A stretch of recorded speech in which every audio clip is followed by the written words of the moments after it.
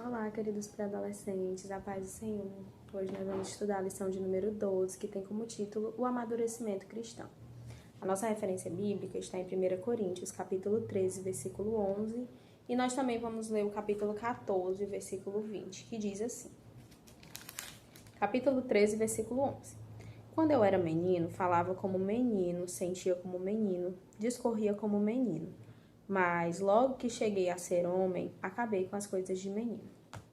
Capítulo 14, versículo 20. Irmãos, não sejais meninos no entendimento, mas sede meninos na malícia e adultos no entendimento. O objetivo da nossa lição hoje não é incentivar vocês a pular etapas, porque a pré-adolescência ela tem que ser vivida como todas as outras fases da infância, adolescência, juventude, né? Todas essas etapas, elas são importantes para o nosso desenvolvimento saudável. O que o apóstolo Paulo quer dizer aqui é que o tempo passa e com ele deve vir a maturidade. Então, nós vamos crescendo e à medida que nós vamos crescendo, nós também devemos ir amadurecendo, tá? Em todas as áreas da nossa vida. Então, é isso que a gente vai aprender hoje, a importância de crescer, né? De vivenciar cada etapa e à medida que nós vamos crescendo, nós vamos buscando a maturidade. O primeiro ponto diz crescendo e aprendendo. E nesse ponto aqui eu já quero deixar para vocês o exemplo de Jesus. Lá no Evangelho de Lucas, no capítulo 2, versículo 52, diz assim: E crescia Jesus em sabedoria e em estatura e em graça para com Deus e os homens. Jesus, ele não crescia apenas no tamanho, ele também crescia no conhecimento e no espírito. E assim deve ser o nosso crescimento. Nós não devemos crescer apenas no tamanho, mas crescer também espiritualmente, emocionalmente, crescer no conhecimento e assim buscar a maturidade, tá? E como é que a gente busca a maturidade cristã, tia? A maturidade espiritual. Existem 4 passos que a gente pode seguir. O primeiro é a integração nas atividades da igreja. A nossa igreja tem várias atividades e você pode se integrar nessas atividades.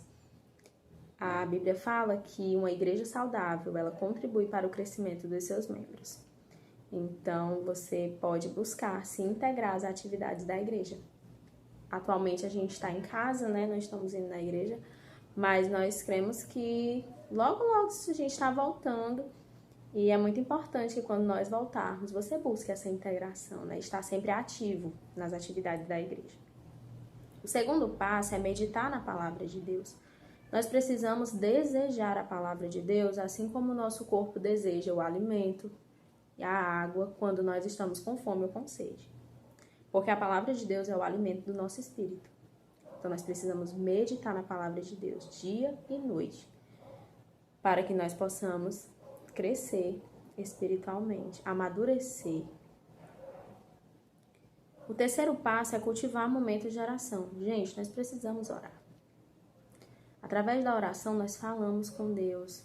Através da oração, nós vencemos lutas que às vezes parece assim impossível, parece que nós não podemos vencer, mas através da oração a gente vence. Pelo poder de Deus. Através da oração a gente desenvolve um relacionamento com o Senhor que nos dá paz em toda e qualquer situação. Então nós precisamos orar. A Bíblia fala que o jovem Daniel ele orava 3 vezes ao dia. E nós precisamos orar também.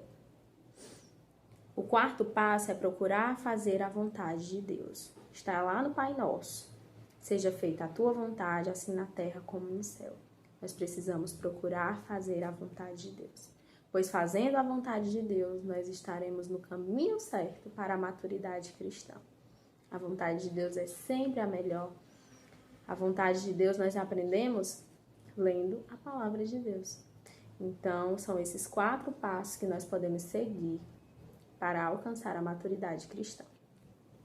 O segundo ponto diz, tendo responsabilidade no uso dos dons, tá?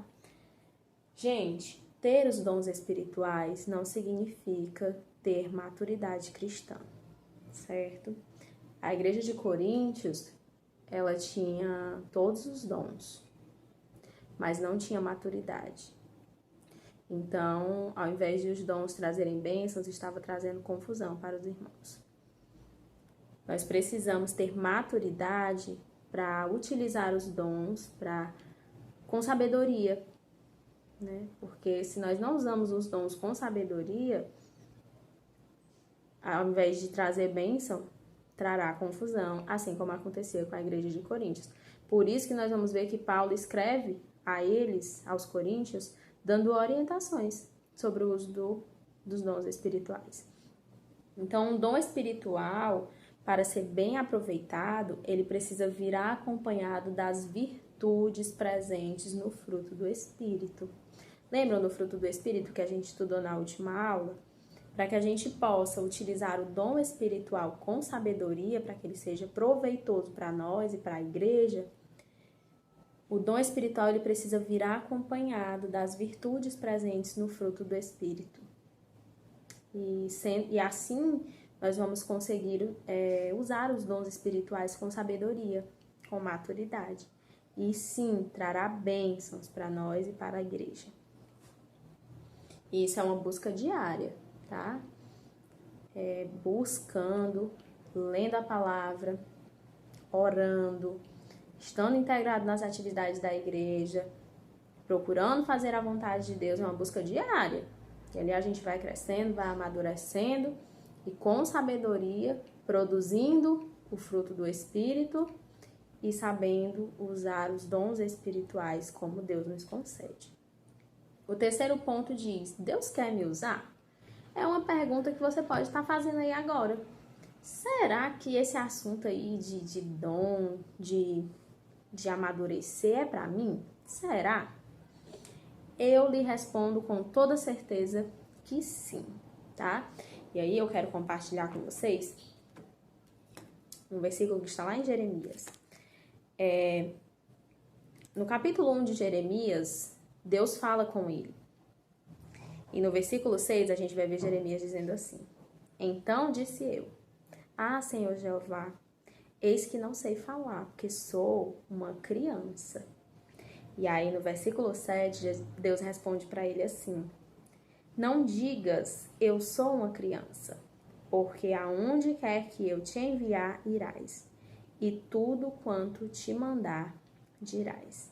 Então a gente vê aqui que o profeta Jeremias, ele se achava tão pequenino, ele se achava uma criança, né? Tão imaturo.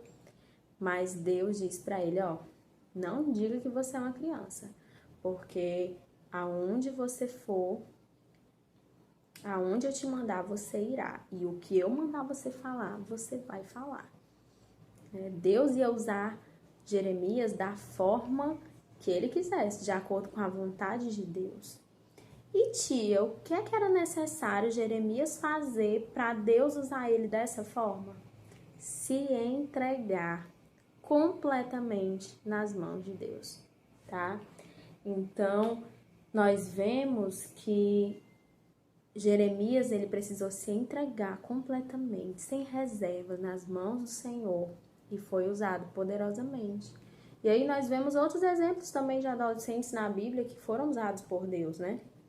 Daniel era um jovem e foi usado por Deus ali na Babilônia, na terra estranha, porque se entregou nas mãos do Senhor. Samuel foi usado por Deus como profeta, porque se entregou nas mãos do Senhor. E para encerrar esse ponto, eu queria compartilhar com vocês uma frase que um jovem vendedor de sapatos lá nos Estados Unidos ouviu. O nome dele era Dwight Moody.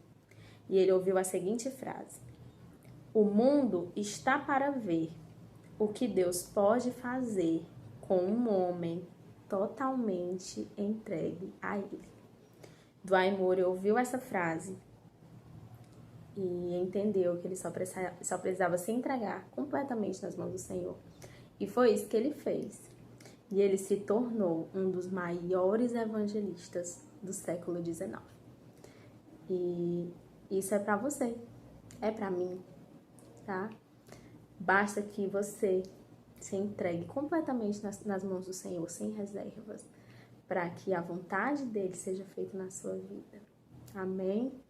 Recapitulando a nossa aula, os 4 passos para alcançar a maturidade cristã: integração nas atividades da igreja, meditar na palavra de Deus, cultivar momentos de oração e procurar fazer a vontade de Deus.